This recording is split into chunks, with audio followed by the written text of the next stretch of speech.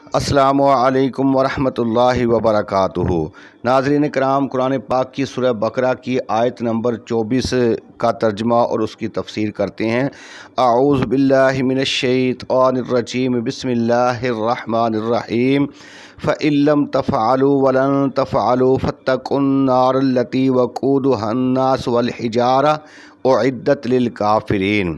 سو اگر تم نہ کر سکے اور تم ہرگز نہ کر سکو گے تو اس آگ سے ڈرو جس کا ایندھن آدمی اور پتھر ہوں گے، اعدت للکافرین، جس کو کافروں کے لیے تیار کیا گیا ہے۔ آمنت باللہ، صدق اللہ العظیم۔ ناظرین کرام، مشرکین عرب سرکار دو عالم صلی اللہ علیہ وآلہ وسلم کے سخت ترین مخالف تھے اور لوگوں سے کہتے تھے کہ حضرت صاحب والسلام نبی نہیں ہیں اور نہ ہی ان پر اللہ کی طرف سے کوئی کلام نازل ہوتا ہے، بلکہ حضرت صاحب والسلام اپنی طرف سے ہی دو چار آیتیں گھڑ کر لوگوں کو سناتے ہیں۔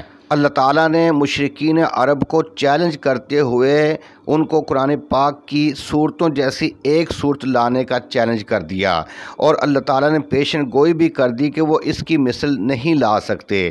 یہ قرآن ان کی لغت میں نازل ہوا تھا، اگر اس کی مثل لانا ان کے لیے ممکن ہوتا تو وہ اس کی مثل ضرور لے کر آتے، کیونکہ حضور صلی اللہ علیہ وآلہ وسلم کے دعوی نبوت کو باطل کرنا اور آپ کے اصحاب کو آپ سے متنفر کرنا ان کا سب سے بڑا مقصد تھا، اور جب وہ اس کی مثل لانے سے عاجز رہے تو ظاہر ہو گیا کہ یہ اللہ کا کلام ہے۔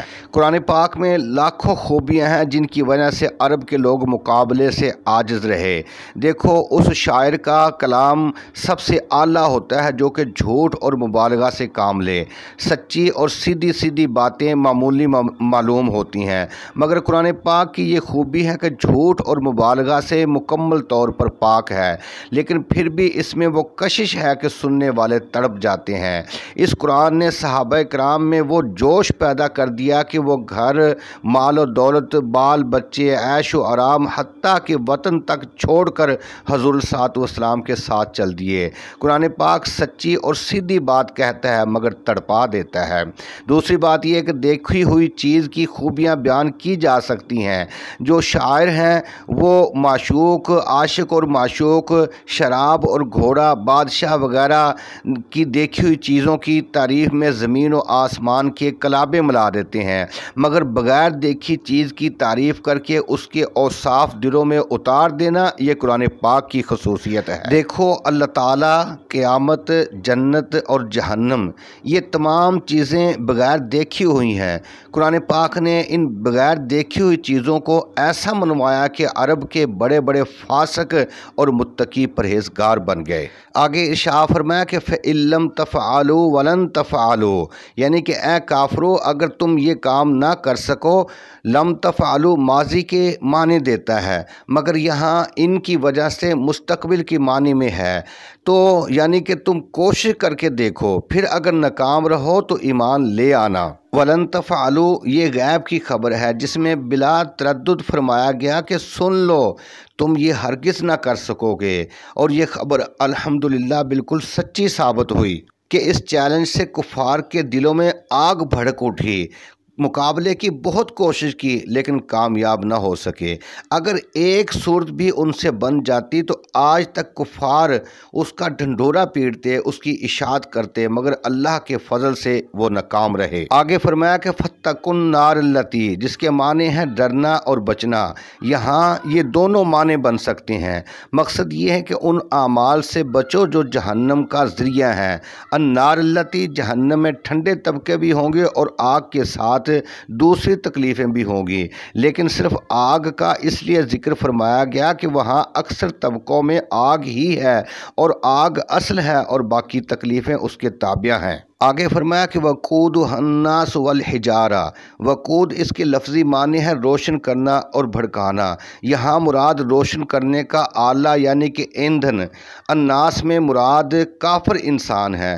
والحجارہ اس میں 3 قول ہیں۔ بعض حضرات فرماتے ہیں کہ اس سے گندک مراد ہے کیونکہ اس کی آگ بہت تیز ہوتی ہے اور دیر میں بجھتی ہے، اور اس میں گرمی کے ساتھ سخت بدبو بھی پیدا ہوتی ہے، اور بعض کا قول ہے کہ اس سے مراد بت ہیں، کیونکہ کفار ان بتوں کو خدا مانتے تھے۔ وہاں ان کی ذلت کے لیے یہ پتھر بھی آگ میں ڈال دیے جائیں گے۔ اور بعض نے فرمایا کہ اس سے مراد عام پتھر ہیں۔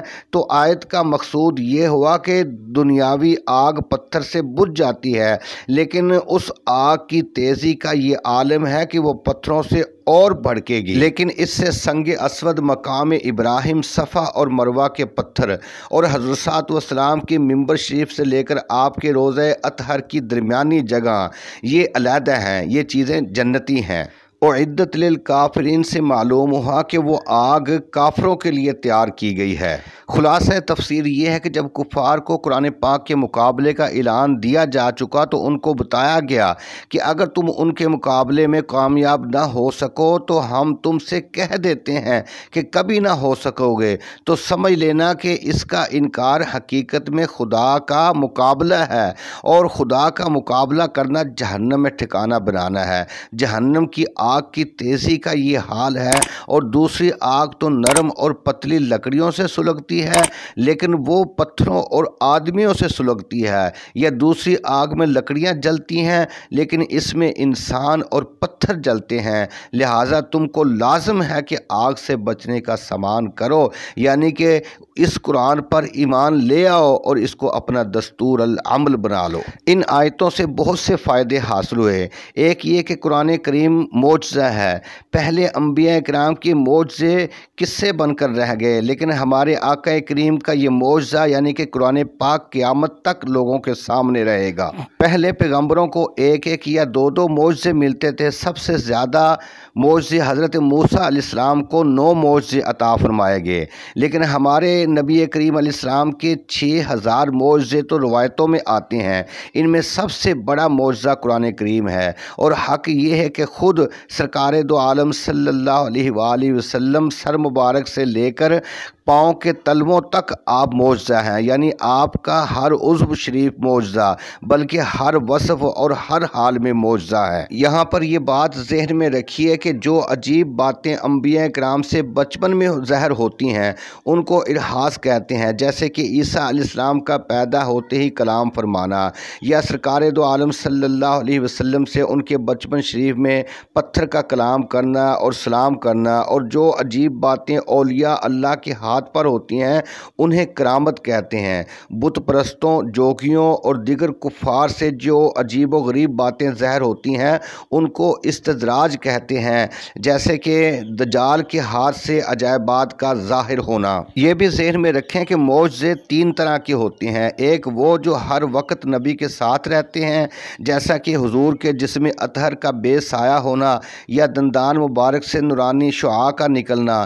دوسرے وہ جو ہر وقت ان کے قبضے میں رہتے ہیں کہ جب چاہیں تب ظاہر فرما دیں، جیسے موسیٰ علیہ السلام کا یدہ بیضاء اور لاٹھی کا سانپ بن جانا۔ تیسرے وہ جن کا ظاہر ہونا صرف رب کے کرم پر موقوف ہوتا ہے، پیغمبر کا اس پر قبضہ نہیں ہوتا، جیسے قرآن پاک کی آیتوں کا اترنا۔ دوسرا یہ کہ ہر زمانے کے پیغمبر کو اسی قسم کا معجزہ عطا ہوا جس کا اس زمانے میں بہت زور تھا، جیسے کہ حضرت موسیٰ علیہ السلام کے زمانے میں جادو کا بہت زور تھا تو آپ کی لاٹھی کو سانپ بنانے کا معجزہ دیا گیا۔ حضرت عیسیٰ علیہ السلام کے زمانے میں علم طب کا بہت شور تھا تو آپ کو مردہ زندہ کرنے اور اندھوں کو اچھا کرنے کا معجزہ دیا گیا جس کا تعلق طب سے ہے۔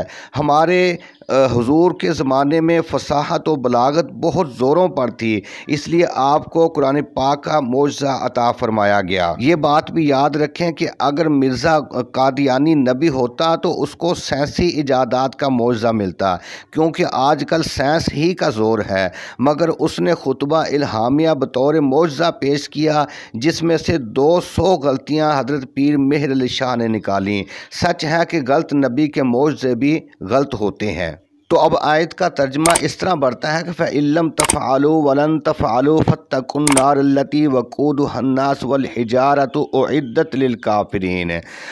اگر تم نہ کر سکے اور تم ہرگز نہ کر سکو گے تو اس آگ سے بچو، اس آگ سے ڈرو جس کا ایندھن آدمی اور پتھر ہوں گے، جو کہ تیار کی گئی ہے کافروں کے لیے۔ اب مجھے اجازت دیں، میری صرف آپ سے اتنی گزارش ہے کہ ایک تو ویڈیو کو پورا دیکھا کریں تاکہ آپ کو اس کی سمجھ آئے، دوسرا یہ کہ کمنٹ میں اپنی رائے کا اظہار ضرور کریں، اور میرے چینل حوض کوثر کو ضرور سبسکرائب کریں، اسے آگے دوستوں میں بھی شیئر کریں۔